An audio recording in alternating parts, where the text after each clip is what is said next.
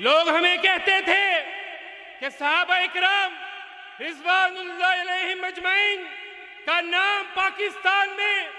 کیوں لیتے ہو؟ تو تب یہاں پر احسان اللہ ظہیر کے، حق نواز کے، ضیاء الرحمن کے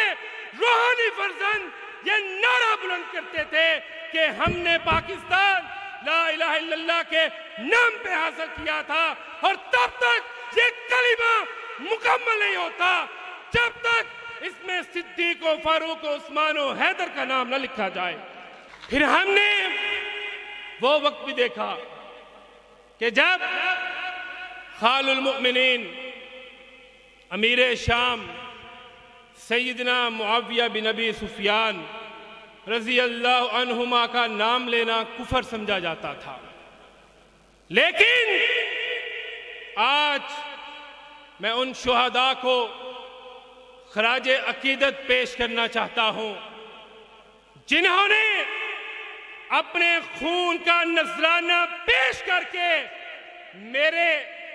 سٹیج والوں کے اور آپ کے دلوں کے اندر معاویہ بن ابی سفیان کی محبت کو نقش کر دیا ہے۔ آج عمر بن عاص، مغیرہ بن شعبہ،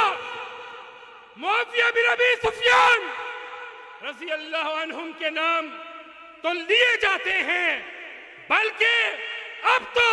کائنات کے رب کے فضل و کرم کے ساتھ لوگ اپنے بچوں کو ان ناموں سے بلانا فخر سمجھتے ہیں۔ قرآن و سنت فکر سلف کے پاسباں،